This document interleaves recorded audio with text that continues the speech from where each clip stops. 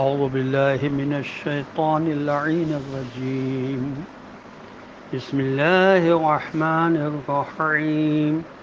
وقال الله لا تتخذوا إلهين اثنين إنما هو إله واحد وإياي فارهبون. اللهم صل على محمد وآل محمد وعجل فرجهم.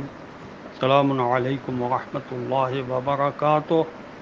اللہ تبارک و تعالیٰ کا شکر ہے کہ میں نے سورہ مبارکہ نحل جو قرآن مجید کا 60 نمبر کا سورہ ہے اس کی آیت نمبر 51 کی تلاوت کا شرف حاصل کیا، جس کا ترجمہ یہ ہے اور یہ اللہ کا حکم ہے کہ دو معبود نہ بنا لو، معبود تو بس ایک ہی ہے، تو صرف مجھ ہی سے ڈرتے رہو.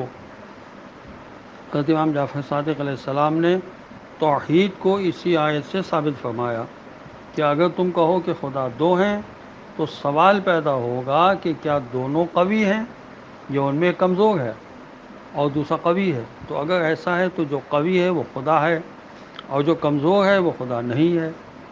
اور اگر یہ جواب دیا جائے کہ دونوں قوی ہیں تو پھر سوال یہ پیدا ہوتا ہے کہ آپس میں جھگڑا کیوں نہیں کرتے. اگر دونوں صورتوں میں خدا کی یکتائی ثابت ہوتی ہے، اس کے علاوہ کائنات کا نظم و نسق و انتظام گواہی دے رہا ہے کہ ان کا مدبر صرف ایک ہی ذات ہے. اور اس کے علاوہ معبود تو ایک ہی ہے، ایک سے زائد معبود باطل ہیں، لہذا دو معبود بنانے سے باطل شروع ہو جاتا ہے. آگے وہ ان کی تعداد جس قدر بھی بڑھائیں سب کفر و شرک و باطل ہے. مقصود یہ ہے کہ غیر خدا کو معبود نہ بناؤ، آگے غیر خدا ایک ہو یا کئی ہوں سب بیکار ہیں. دوسری تفسیر یہ بھی کی گئی ہے کہ مشرکین یا معبود دو قسم کے ہوتے تھے، ایک معبود خالق ہے اور دوسرا معبود رب اور مدبر ہے. آگے مدبر ایک ہو یا کئی یہ سب ایک نوع سے تعلق رکھتے ہیں، لہذا ان کے معبود دو میں منحصر ہوتے تھے، الہ الخلق اور الہ التدبیر. آسمان و زمین میں اسی الہ واحد کی سلطنت ہے، اس میں کسی اور کی شرکت نہیں ہے، لہذا عبادت و اطاعت میں بھی کسی کی شرکت نہیں ہونی چاہیے. اب جو چیزیں شک میں ڈالنے والی ہیں ان کے لیے یہ ہمیں حکم دیا گیا ہے کہ ان کو چھوڑ دو. جیسے غرر الحکم میں مولا علیہ السلام کا فرمان ہے کہ شبہات میں واقع ہونے اور شبہات سے محبت رکھنے سے اجتناب کرو، کیونکہ یہ تمہیں حرام میں واقع ہونے اور بہت سے گناہوں کے ارتکاب کی طرف لے جائیں گے. حضرت امیر علیہ السلام کا خط ہے وسائل الشیعہ کی جلد 18 اور صفحہ 116 پر، اور نہج البلاغہ کا مکتوب ہے 45.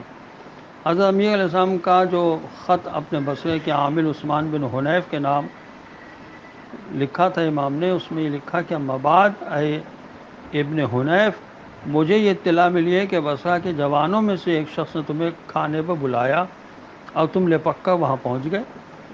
جو لقمہ چباتے ہوئے اسے دیکھ لیا کرو، جس کے متعلق شبہ ہو اسے چھوڑ دیا کرو، اور جس کے پاک و پاکیزہ طریق سے حاصل ہونے کا یقین ہو اس میں سے کھا لیا کرو. اس طرح وسائل الشیعہ کی جلد 8 صفحہ 114 پر یہ لکھا ہے کہ امور 3 طرح کے ہیں. ایک امر جس کی ہدایت صاف ظاہر ہے اس کی اتباع کی جائے گی، ایک امر یعنی حکم جس کی گمراہی واضح ہے اس سے اجتناب کیا جائے گا، اور ایک امر مشکل ہے جس کے علم کو خدا اور اس کے رسول صلی اللہ علیہ وسلم کی طرف پلٹایا جائے گا. حضرت رسول اللہ صلی اللہ علیہ وسلم فرماتے ہیں حلال بھی واضح ہے اور حرام بھی روشن ہے، جبکہ شبہات ان کے درمیان میں ہیں. پس جو شخص شبہات کو ترک کرے گا وہ حرام چیزوں سے نجات حاصل کر لے گا، اور جو شبہات کو اختیار کرے گا وہ حرام چیزوں کا مرتکب ہو جائے گا اور ایسی جگہ ہلاکت میں جا پڑے گا جس کا اسے پتہ بھی نہیں ہوگا. تو یہ تمام چیزیں علم حاصل کرنے سے ہمیں حاصل ہوتی ہیں، اس لیے ہمیں حکم دیا گیا ہے کہ ہر مسلمان پر واجب ہے چاہے وہ مرد ہو یا عورت، کہ علم دین کو حاصل کرے۔ السلام علیکم ورحمۃ اللہ وبرکاتہ۔